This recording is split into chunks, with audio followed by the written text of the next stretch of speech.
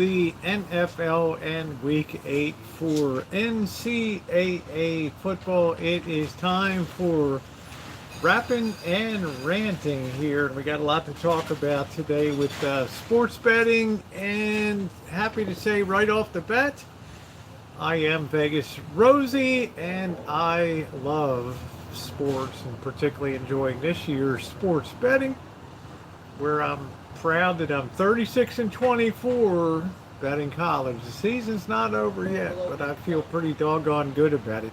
And I am YouTube's one and only transgender sports handicapper here, and glad to welcome you in tonight. Hello, camp goer. Good to see you tonight, and anybody else that's going to be coming along. Let me get the side chat up here so that we can get moving. I have a lot of ground to cover tonight. Welcome to those of you who were watching the Philadelphia Eagles and Dallas Cowboys game, and congratulations to the Philadelphia Eagles, who remain unbeaten at 6-0, matching the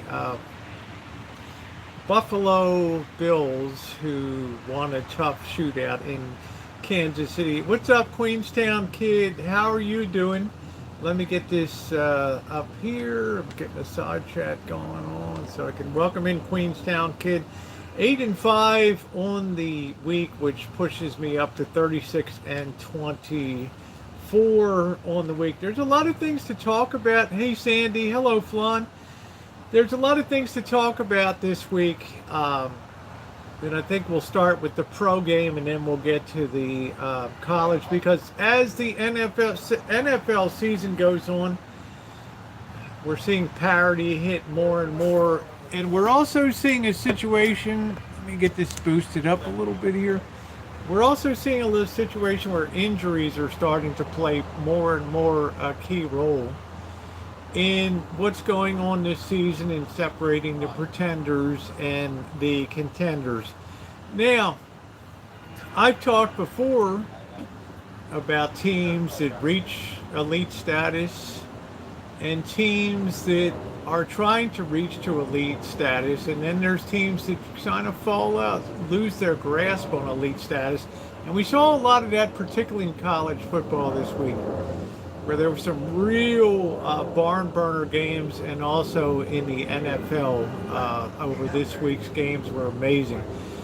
For example, the Baltimore Ravens, who happen to be one of my teams, and the 49ers, both of those teams suffered losses today. And what's particularly interesting to me is, as the season goes on for the Ravens, and they did lose today to the New York Giants, as the season goes on, is the coach for, the owner of the Ravens smart for not signing Lamar Jackson to that $250 million contract? Sometimes the owners can be pretty smart, and I'm not saying that Lamar Jackson's not going to come good on the season and get the Ravens deep into the playoffs, but what I'm going to tell you is, at this point in time, he really doesn't show that ability to really, when the chips are down, be able to lead a team to victory. He did it last week, but this week he did, yes. They had the game as usual. They had the game when Buffalo was here. Okay? They've had the game before when Miami was here. And it slips through their fingers because, well, to be a champion takes heart. To be a winner takes consistency. And right now, a team that was clawing for elite status is now dropped back to 3-3. And in the great center pool of mediocrity, they have now become one of the 20 teams that are swimming around in that great pool. It was a costly game for them. But also, it points up sometimes where you don't want to lay big money on the table. And it's not been proven to me through the course of Lamar Jackson's career that he has the ability to lead a team to a championship. Jim Kelly, I thought the same way about for Buffalo. Brides made it to Super Bowl 4 times, but never able to put it over to finish the job. There's getting to the big dance, and then there's finishing at the big dance, and that's a huge difference. How you doing, Kelly? Good to see you tonight, honey. We also saw the Packers begin to look like a team that is crested over their best days.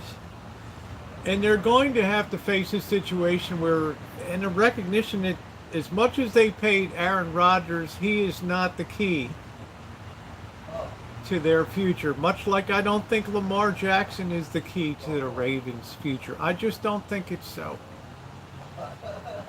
Do I think that they can make it with the Trubisky? I don't know, but I'm just saying what's not working. The church of what's not working now is those two quarterbacks. Also, we have to say Tom Brady losing to the Steelers. Well, Tampa Bay's kind of lost a step. Tom Brady has lost a step. And hey, Missy, how you doing? And sometimes you got to know when to say when, because you can be holding up a team's future and prolonging the agony. Yeah, you'll put people in the seats, but you also start to tarnish your reputation. And people start to sour on you, and they think, much like when John Unitas stopped throwing for the Baltimore Colts and he went to the San Diego Chargers. Well, his poor performance as a San Diego Chargers quarterback just continued to get busted up. Left kind of a bad taste in people's mouths. Sometimes you have to know when to step away from the game. Brady should have quit while he was ahead with his personal life and his pro football life. Grab your nuts. You've done it. You've got all the Super Bowl rings. And what more is there to do? How are you going to spend your Sunday? There's always deep sea fishing off Bodega Bay here in Northern California. Bring in some crabs, have a good time. Right? Write your autobiography. A million things I can think about doing. Buy yourself a minor league team, something. Enjoy life. Hit the booth. Good looking guy, become an announcer. But I tell you, when your football life interferes and your home life doesn't jive up real well, then you got a problem. If you're just coming in, please hit that thumbs up button tonight. We're going to start building here. I know a lot of people are probably fatigued as I am. Yesterday, 14 hours of college football. So let's go over a little bit of NFL stuff tonight. That's one of my rants tonight. I'm going to have a few other rants as I'm going forward tonight here, because there was some real bullshit that went on this weekend with selection of players and who's going to play and who's not going to play and all that. So let's get up the NFL scores here for the week. Panthers, Rams won 24-10 today. Yeah, it's not a surprise there. I mean, I thought the Panthers might have a little more to show, but they weren't able to do it up today. And they lost kind of as expected to lost to the Rams today. So the Rams, their lumpy year continues. We've got the Thursday night game, the Commanders and the Bears. I mean, this had to be the worst. I mean, they must have cringed. They tried to get every team into Monday Night Football. And they must have looked at this in New York at NFL headquarters and scheduling and said, Jesus. The Commanders and the Bears. It's good. I'd rather watch Girl Scout cookies being made than to watch these two teams. Right? You watch that game, and I'll tell you, I had high hopes. And I'm not going to judge for one season on Fields, and I'm telling you, because the kid's young, right? But wow, it's just difficult this year, and some of these games they either generate a shitload of points or it's just a death struggle on the field. And what do Kelly, what do you conclude from a game like that? right? That this is the most miserable brand of football that there is. Right? There's no dynamism in it, and it's just, I don't know. Chicago is one of America's three greatest cities, and you got to put Houston up there. But I'm just in Atlanta. But I'm just saying, how in hell? What the hell is going on in the management of the Bears and their long and storied history from the 1920s that they can't, since 1985, been struggling to put a good product on the field? I think you just have to tear the whole organization down. You got to reach into the college football ranks, the coaches ranks. You got to pay up, and you got to get one of those good coaches up there. Okay, don't ask me who in the hell it is. Right? Maybe the coach of Tennessee, Hoiberg. You got to make a fresh start on that. You just got to start fresh on that. Okay, that's just what I'm saying. So take my advice. Y'all can pass that along to the head office there in Chicago. Ravens and Giants, it's a tradition. Be up winning a game and slip right through your fingers. Why not? Throw a pick. Make the game more exciting. It's getting too boring. We might actually win in New Jersey, right? How you doing, AJ? Yeah, one touchdown for the Bears and Commanders. Same thing. I mean, I don't know. It's Commanders. Carson Wentz. I don't know. Don't let your daughter date a Carson Wentz, I guess. But the Ravens, I don't know. It's just lumpy. I really thought after last week's stellar win against the Bengals that they were really going to turn a corner and show some of that sharpness and just start really gelling into form. And it just became the second half mess that we know. I mean, you want a good first half bet on the Ravens first half in games. You want a good second bet on the Ravens to fall apart in the second half. It's almost like friggin' Money in the Bank. Okay? It's going to be hard to bet that team. All right, now maybe they go underdogs, and okay, now we can start to maybe make a little money on them. I don't know.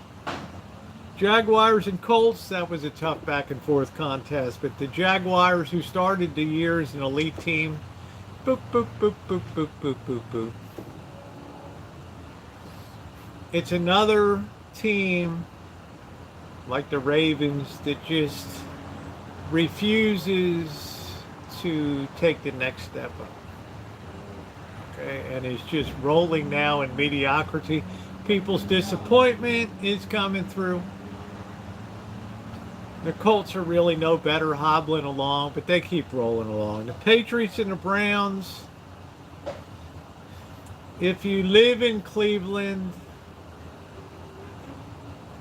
you know, when the early winds of October blow, it's usually that time of year when the hopes and dreams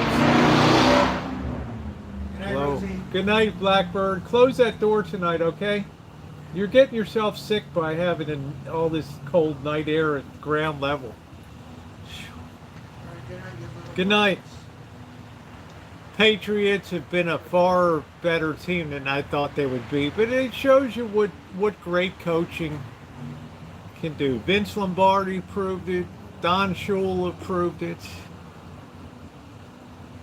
I mean, on and on and on we can find the great coaches in the NFL that are able to take what they have, be creative, no excuses, and just put a good package on the field. And I'm not sure if it's time for Harbaugh. I mean, Harbaugh's made some horrendous calls that have lost 6 or 7 games for the Ravens. Ridiculous shit. Right? Yeah, thank you, Scarlett. Patriots and Browns. Patriots won 38-15. North Carolina, stick to the topic, okay? If you don't know football or don't discuss football, just You're welcome to be here, but don't ask questions that aren't related to the topic, though. Okay, Bengals and Saints. Bengals 30-26. They pulled that out. I'm not really sure if I like the Bengals or not. Yeah, good defense wins games. Absolutely, positively. Okay. But sometimes you can have two defensive teams like Iowa and Illinois face each other, and it's just people are falling asleep. They're carrying them out on stretchers. It's so bad. 9-6, whatever. Bengals did it up today. Buccaneers losing to the Steelers. I don't know. How do you rate the Steelers? How do you rate Tampa Bay? Well, Tom Brady's lost a step. Tom Brady's personal life is a disaster. I think he really has nobody but himself to blame for the state of what's going on in his life right now, but it's his life. Okay, it's not my business, but I do care, as people do, about the product that's hitting the field. There's a difference between a quarterback that brings it at a Super Bowl game and a quarterback that's gone through the paces at a regular season game,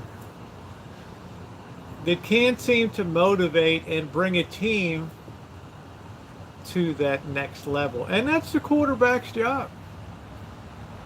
That's the quarterback's job. You go into that huddle, those guys are in the circle, they're looking at you, right? And you look like you've been beat to hell and you're down. Oh, Tom, how's the wife doing? Man, don't even ask. Let's get this game over. They're beat, man. There's no shit. It's good. Collect a paycheck. Get on their way. Whereas Steelers have the opposite problem. They're just a rolling turd in this season, and they've got nowhere to go but up. And they get up and they feel good. They beat Tampa Bay and they be rolling along. Very much still have a chance to be something in the AFC here. 49ers and Falcons. I'm so sorry.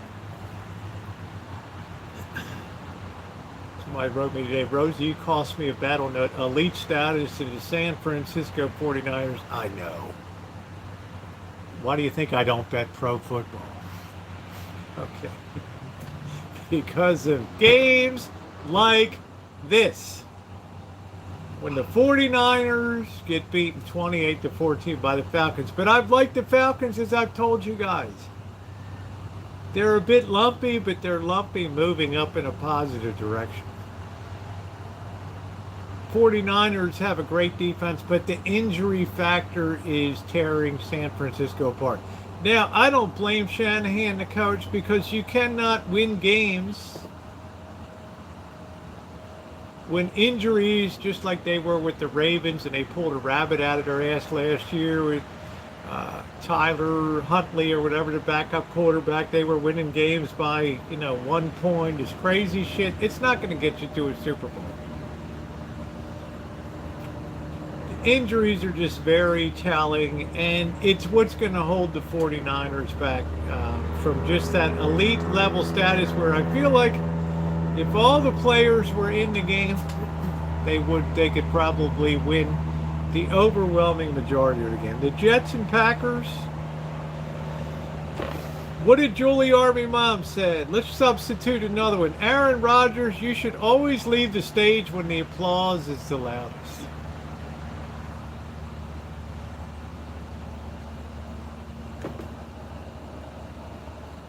It's a big leap, though, and a lot of pro teams fear that valley. Like when the Ravens don't sign Lamar Jackson this year, and some in the office will be, what are we going to do? Like Linus at the Great Pumpkin when they pulled him from the pumpkin patch freezing. They're going to be, their teeth are going to be chattering.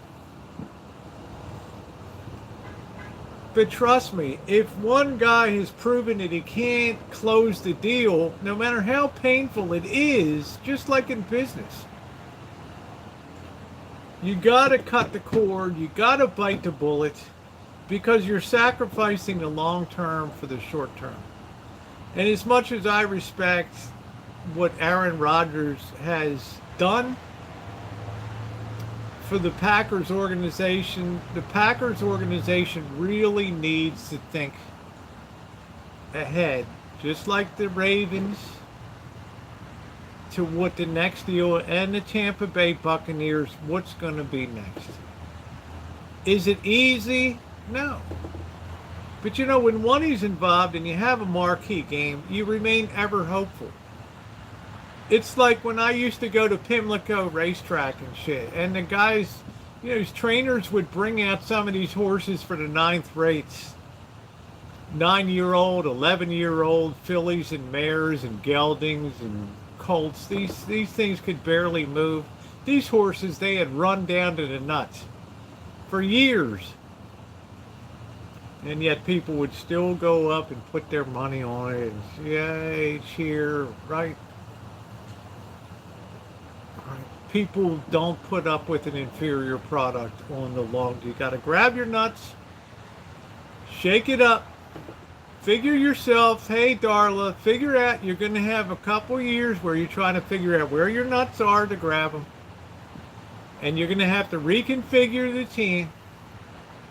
And you're going to have to do it up. You're not going to win every damn game. If you have a loyal fan base, they understand, just like Harry Truman had to fire Douglas MacArthur, right? He had to grab his nuts, see the nuclear smoke cloud on the horizon and say, okay, let's not go down there. Give him hell, Harry. I am giving him hell, and I'm going to keep giving him hell. How you doing, darling? All right.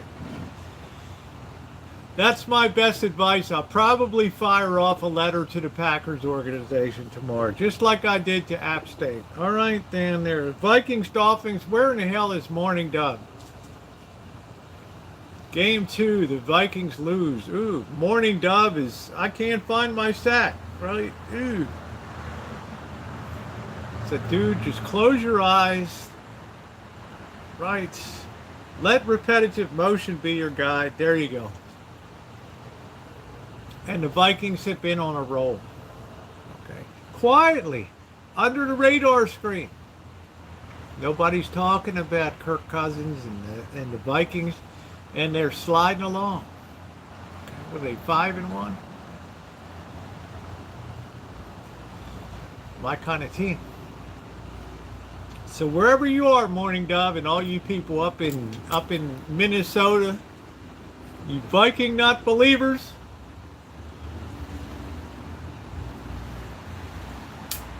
beating the Dolphins today. And let's face it, the Dolphins have a good defense. Their offense might be a shambles because of Tua and the sky grab. I get that. I love you, Tua. You're so cute. I hope you feel better real soon. Okay. But you can basically stick a fork in Miami. They're done, right? But the Vikings, they're really rounding into form here. Panthers and the Rams, we talked about that. Seahawks beating the Cardinals. Shame on you, Cardinals. Welcome to the Ravens lumpy soup, okay? This week we're great. This week we're shit. This week we're great. Last week they wanted this on the cereal box. This week they want to burn us in effigy in the town square. Right? Welcome to it. Okay. Seahawks, watch out. Bills and Chiefs, as expected, tough loss for the Chiefs. 24-20. That game could have gone either way. But the Chiefs have lost a little bit of his step. Again, injuries, their game.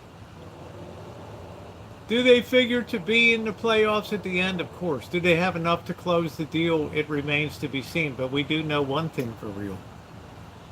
That the Buffalo Bills, like the Philadelphia Eagles, continue to be the two elite teams of the NFL this year. You saw the Cowboys and Eagles 26-17 tonight. The Eagles keep motoring along. Okay. But good things have been happening with the Cowboys. Really good things have been happening to the Cowboys. They should give people a lot of heart down there. And that town likes to back winners. So that's the wrap. Let's get on to college football. We were 8-5 this week. Let me tell you, rant about some of the stupid shit that I did. All right. That cost me, let me see here. I do make mistakes. We're 36 and 24, which is nice. Okay. Let's talk about the first really stupid thing. Make damn sure who's playing in the game and who is injured. I confused North Carolina teams. Yeah, I did. And Devin, whatever his name is, the quarterback for the North Carolina NC State Wolfpack, is out for the year. I had my friend Mr. Z belly up to the betting counter down there at the Orleans and put money on NC State. And let me see, they were a 3.5 points underdog to Syracuse. What a huge mistake. I sat watching a little bit of that game, and NC State could not move. They could get down to the 30-yard line, 25-yard line, and it's like there was a steel curtain up. And I don't even think Syracuse is that good, to be honest with you. But I knew in the first quarter the money was gone. Pissed the bet away because I wouldn't have bet that team. So, you know, in the interest of honesty and full disclosure, mistakes are made all the time in betting. That was a huge one. And I'm going scrambling around. I'm like, what?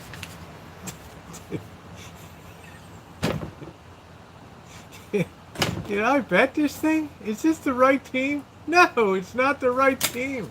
It's not the right guy. That's number one.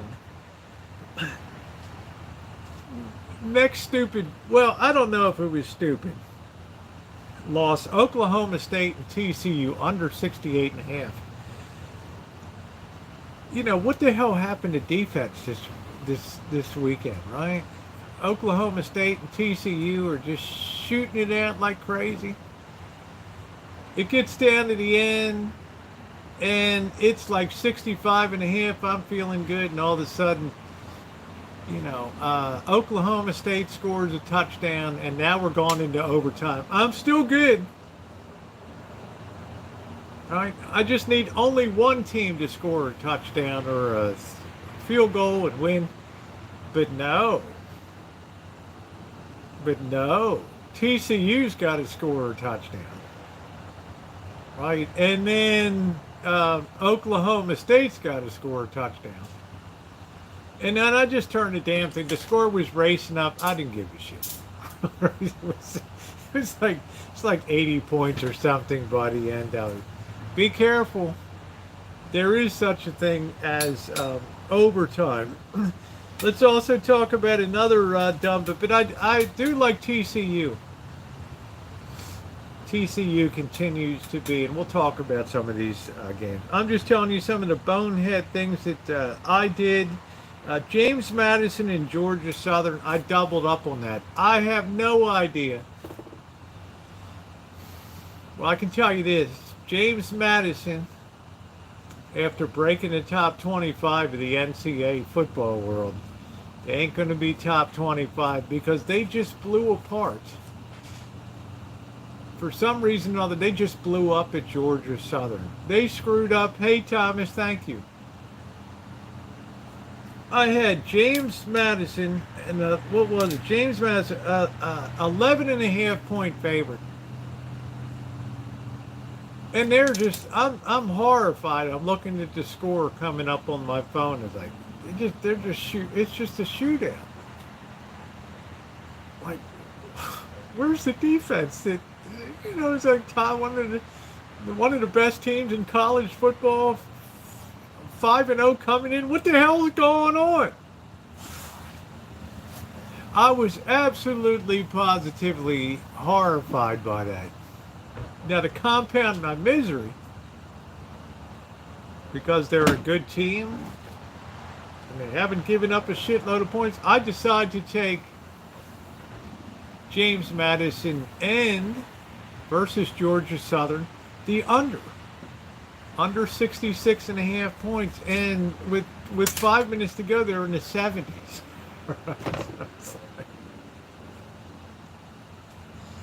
You were just absolutely dead. Okay, all right, lost that. And then for Fresno and San Jose State, I really thought San Jose State would be better than they were, but Fresno really rose to the occasion and did it up against them. So there's the 4 bets, two bets lost on James Madison. Was really quite painful. So what went well? What really went well this week? Well, let's go down some of these games here. Let's tee up our college football, because I have a few things to say as we go down here.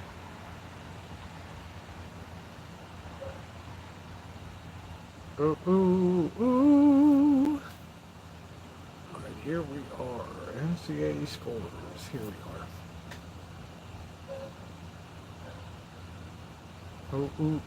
Ooh. Let's back up to week 7 and let's go. This is interesting. This is where we make their money. Good night. Tomorrow, Burger King tomorrow. Good night, Eddie. Baylor and West Virginia. Congratulations to West Virginia. I mean, West Virginia totally slid off the radar screen. Okay, but they managed to beat Baylor. They're 3-3, as is Baylor. Doesn't get me super excited, but I'm happy for the people of West Virginia. Baylor was a 3.5 point favorite, and West Virginia ended up winning by 3. Temple and UCF, I don't know. You tell me, Flan. You tell me, Missy. You tell me, people on this chat, and the people that will watch after. If you're a team like UCF and you're a great team, you just beat the hell out of Southern Methodist University the week before. Now you're going to play arguably one of the worst teams in college football, Temple, at home. You know you're going to win, and the closing line was 23.5 points UCF was favored by. And UCF ends up winning by 57 points. At what point, when you're the coach of UCF, do you call off the dogs? I mean, what do you guys think about running up the score 70-13? There's some coaches that'll, if they get up by 30 points or so in the fourth quarter, they'll put their second, sometimes their third team in just to give them some reps and get them in the game. So I really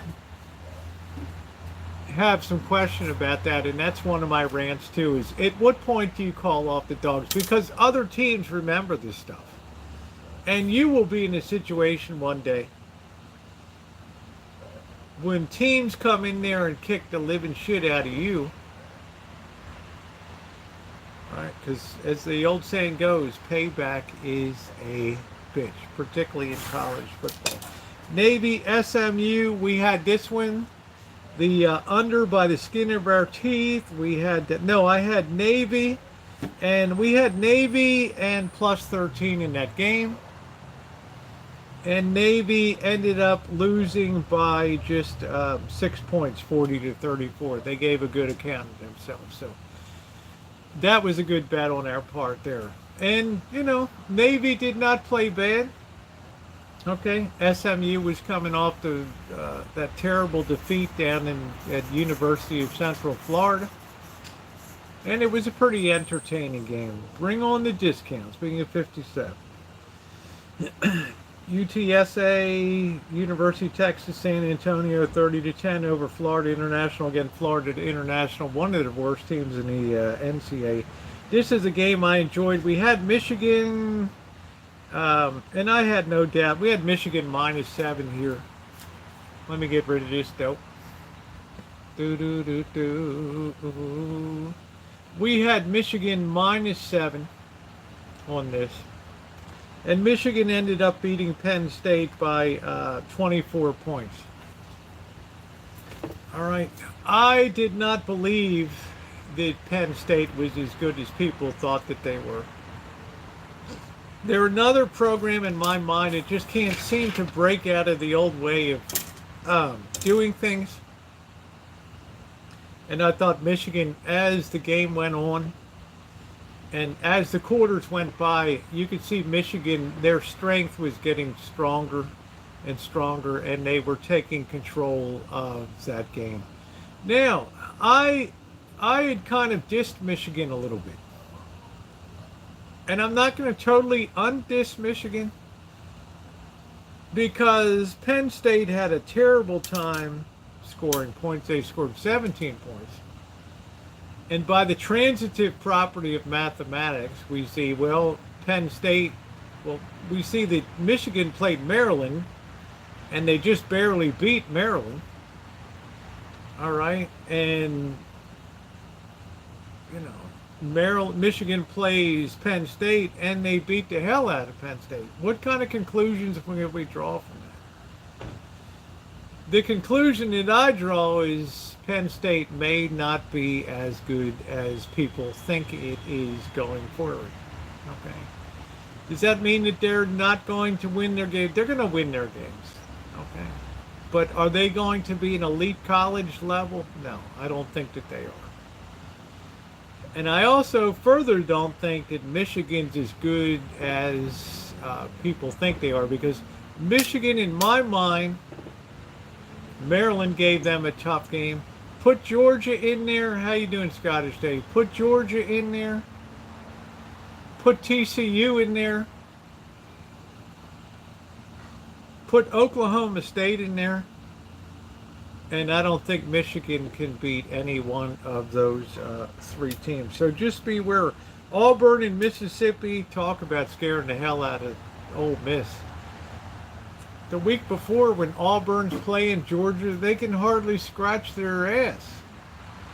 And then when they're playing Ole Miss, they're scoring 34 points. Now, Ole Miss is 7-0.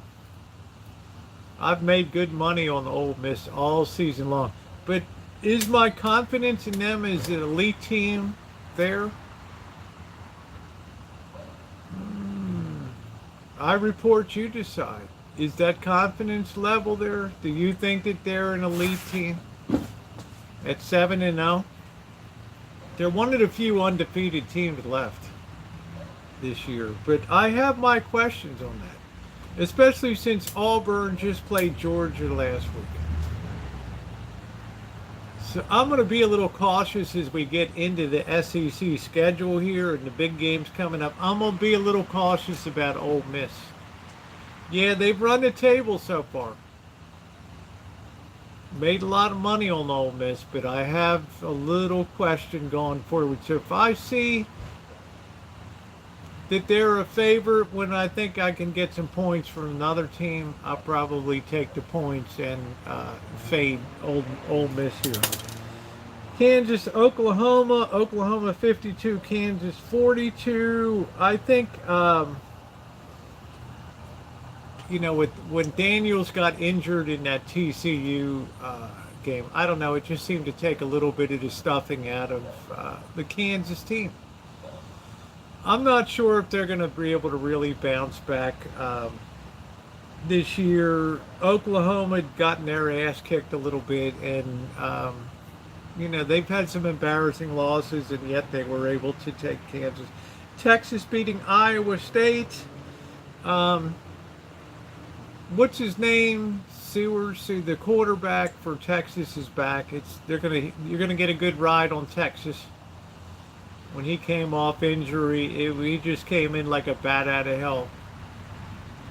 Can't remember the quarterback's name that for Texas that is back throwing again, and he's got him 2 wins in a row there. They took care of business in Texas against Iowa State, Minnesota, and Illinois. Ooh. Illinois. If I was in Romeo and Juliet, I'd be down on my knee in front of the balcony of Illinois. Illinois. Illinois. I love thee. Let me count the ways. I have so loved this team. They got one of the best running backs in the NCAA, Chase Brown. Their defense is tremendous. Right? They're the team that beat the 9-6. I think they beat Iowa or something, some really boring ass game. They beat Minnesota, the Golden Gophers, who I thought were overrated, but a team that was coming in, 4-1. They took care of business against them, and they won 26-14, and now they're 6-1. Folks, this is the real deal team here. And I think as time goes on, the nice thing about betting right now is they're still on the bargain price table, because they're still not getting that level of recognition that should come about the program that they are running and the winning program that they have. They got people excited in Illinois for the first time in years. All right, they are just rolling along, and you should really stop and think twice when it comes time to put a bet down on when Indiana's involved. Okay, they're scrappy, they're tough, they're dynamite. Miami, Bowling Green, who cares? Central Michigan, Akron, who cares? Scrolling down here. Cal in Colorado. Really? My Cal Golden Bears lose to Colorado.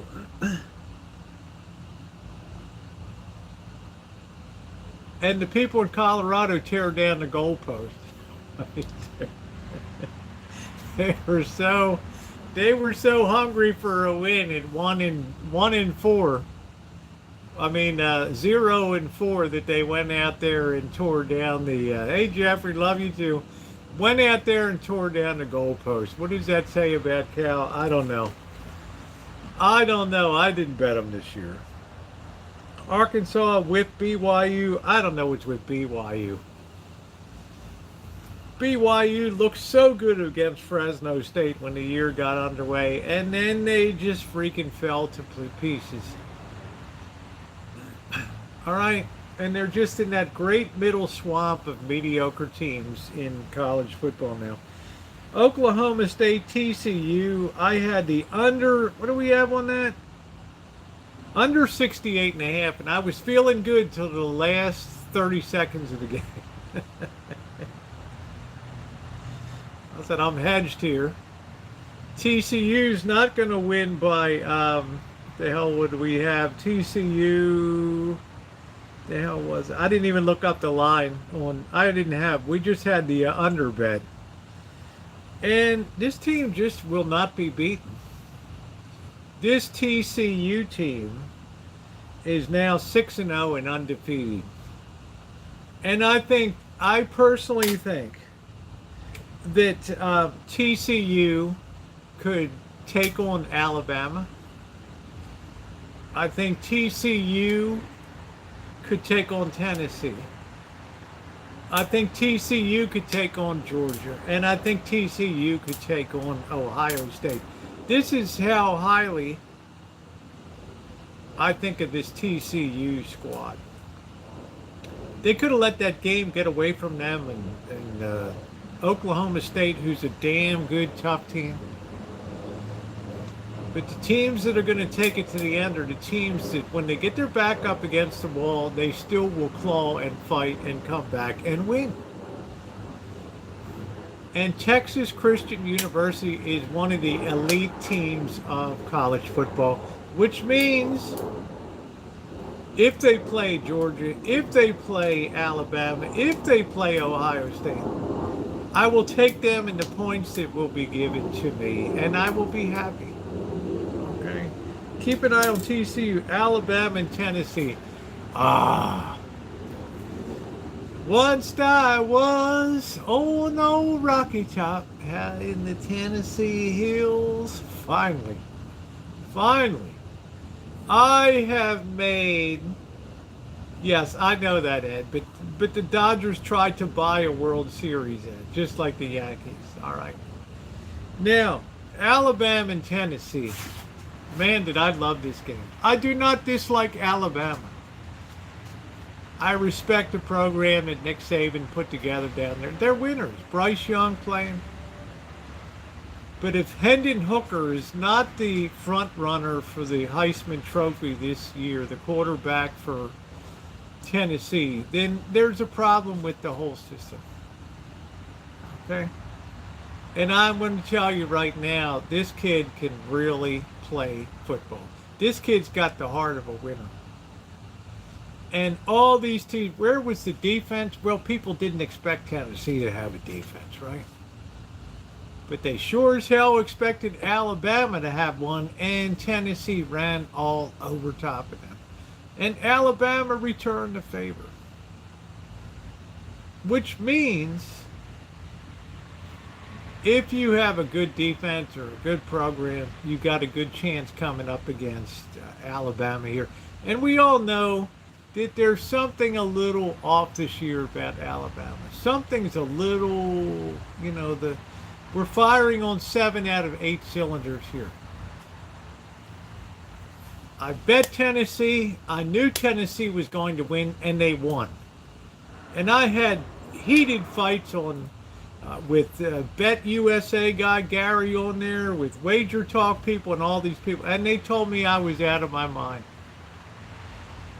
You'll never beat Bryce. You will never, ever beat Bryce, okay? Yeah, there's been a problem with Heisman selections for decades. Right? But I don't even care about the money. It's nice to cash. But damn it, Tennessee deserved to win that game. But they tell me in the headlines later, Tennessee shocks Alabama. Really? Field goal kicker kicks a knuckleball through. They won the game fair and square, man. Why would you be shocked? Going into that game, Tennessee was a 7.5 point underdog there. It's not like they were a 30 points underdog. So cut the bullshit with the hyperbole, all the sports writer jingle jangle bullshit. I knew when Tennessee played Pitt, the second game of the year, which was the opener for Pitt, and they started carrying Pitt offensive players off the field in the second half, I knew Tennessee had something special. And they have continued at a high level throughout the year, and they're 6-0. Do I think that they could beat Ole Miss? Yes. Do I think that they could beat Georgia? Maybe a tougher game than Alabama. I got some questions. And Ohio State, but shit, you'd have a lot of people watching it, and it could happen coming up. Okay, more games to come. Vanderbilt, Georgia crushed Vanderbilt 55-0. Georgia's a good team. We know that. Nothing new there. North Carolina State and Syracuse. What a mistake I made. Betting NC State without the starting quarterback who's out for the year, and thinking, oh, just because they won the week before. Syracuse, who I don't even think is that great of a team. I don't think, even though they're 6-0, I don't think they can beat TCU. I don't think they can beat Tennessee. I don't think they can beat Alabama. I don't think they can beat Georgia. I don't think they can beat Ohio State. I don't think they can beat Ole Miss. Just saying, beware. Okay? But Syracuse did one loss. Stupid of me not to recognize who was playing. Kent State and Toledo. What did I tell you last week? What did I tell you last Wednesday in betting this week? Keep your eye on the Toledo Rockets. The quarterback for Toledo is unbelievable. They're playing Kent State Golden Flash, the Toledo Rockets. Now, I got it, Toledo was awesome. I got scared out of my mind. I click on the first quarter, and Toledo's down 21-0 to Kent State. I'm like, oh shit. Queenstown kid's going to be like, Rosie, we're going to serve you up a plate of crow. Your Toledo Rockets fell apart. You know that they clawed back in that game, and they only allowed 3 more points for 3 quarters for Kent State. And they went on to win 52-31. I don't know how you feel about it, and let's get some thumbs up, guys. But I'm going to tell you, Queenstown, the transfer portal, which is the ability for players to transfer, to declare themselves that they want to transfer from one school to another, right? It makes it simplified but stupid. I don't like it, the transfer portal, because it got some morale on teams. But so many schools, all this kid has to do is declare himself in the transfer portal. And you're probably, good night, Flan, you're probably going to have no less than 10 colleges and universities that are looking at this quarterback. This kid is tremendous. This kid grabs them, plays. I don't care if he's down 21-0. Don't count Toledo out. They have given me great thrills. They're 5-2. They have been a consistent money maker for me this year, just because this quarterback can run. He can do anything. He's like a young Lamar Jackson. Okay, it's kind of the way I feel about it. Wisconsin, shit. Let's turn on the Wayback Machine. Do. Do you remember in week 2 and 3 when Wisconsin was rated in the top 10? Do you remember when Wisconsin was going to play, I don't know, Ohio State? And I told you, beware Ohio State. Wisconsin's a good team. What the hell happened? What the hell happened? Okay.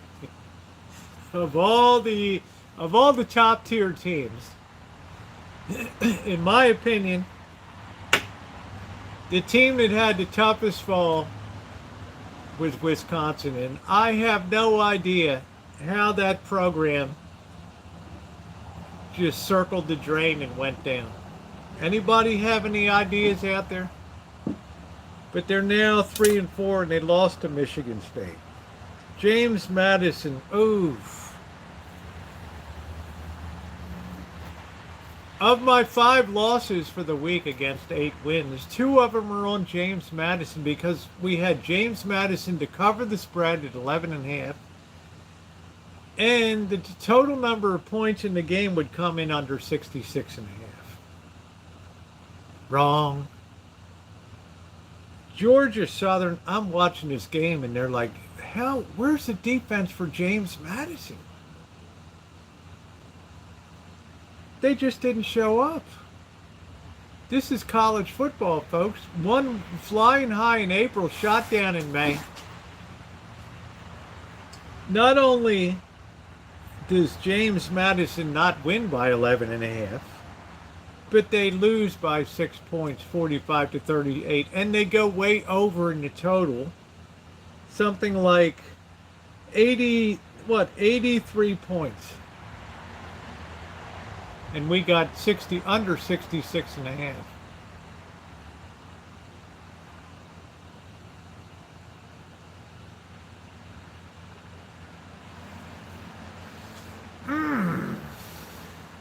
They're not going to be top 25 this week, I guarantee you. So now I have to be super cautious, but as we say in betting, beware of an overreaction. An overreaction equals that you can probably get a good price on James Madison the next time out, because this game is going to have left a very bitter taste in people's mouths. Okay? people tend to overreact to the game that just happened.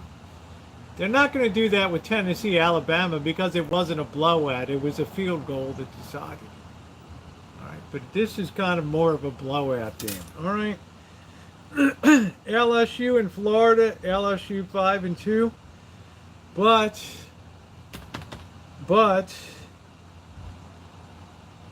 right, Tennessee beat their ass down. All right, let's talk Utah State, Colorado. Who scares? Let's talk about Nebraska, Purdue. Purdue's doing pretty good at 5-2 this year, I'll say. Stanford beating Notre Dame. Who saw that coming?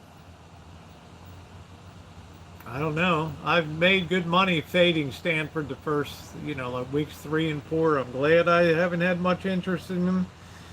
Kentucky beat Mississippi State. Clemson. Here's another game I watched. 34-28. We had Clemson minus 3.5, and that came in winning by 6. It is a good game. But I think at the end, I'm not surprised that Clemson is just I think it's just a more solid team, and they're 7-0 in their elite level. USC and Utah, a lot of people watch that game. Queenstown Kid, I think he watched that game.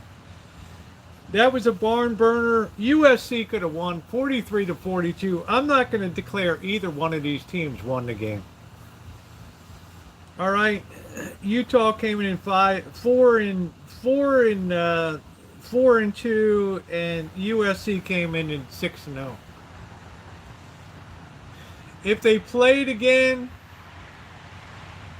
either way. But to my mind, this was probably a learning experience for USC and for the Utes. And I think both of those, I think particularly USC can still be considered an elite status team. Okay, I don't consider winning or losing by 1 point as worthy of knocking you out unless it's a very inferior opponent. Okay, so North Carolina and Duke, damn, Duke second weekend just barely lost. But I'm telling you what. They got their North Carolina State was favored. We're cashing on it because we had Duke here somewhere. I didn't write it down here, but we had Duke was like minus 5.5 or plus 5.5, and they lost by 3 points or something like that. I love Duke. And the thing to bear in mind is this Kevin Leonard, this quarterback, and Mike Elko, this coach. This team, this guy's a sophomore, this quarterback. They've turned that program. There's going to be kids clamoring to get into that Duke program, let me tell you. And I already got high hopes for next season for Duke. Oregon State, Washington State. Oregon State wins 24-10. I didn't touch that game. Both of those teams are scrappy and tough as hell. I saw Washington State go toe-to-toe with Oregon. I've seen Oregon State go toe-to-toe with Oregon also. I mean, these are very, very tough, scrappy schools. Both of them are good. They're 5-2, Oregon State, and Washington State's 4-3. Air Force beat the hell out of UNLV, and this was Hawaii finally won. Ooh, 31-16 over Nevada. And Fresno State, this was one I lost. I just stupidly bet this game.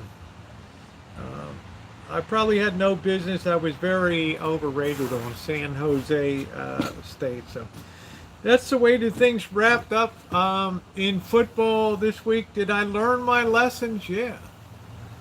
But the point is, advancing ahead, we got week number 9 coming up in college football, and I've only had one losing week so far, which is pretty good, and sit here at 36-24, up 12 units for the season, which is great, which means if you were betting $1,000 a game, you would be up $12,000 on your bankroll. 100 a game, you'd be up 1,200.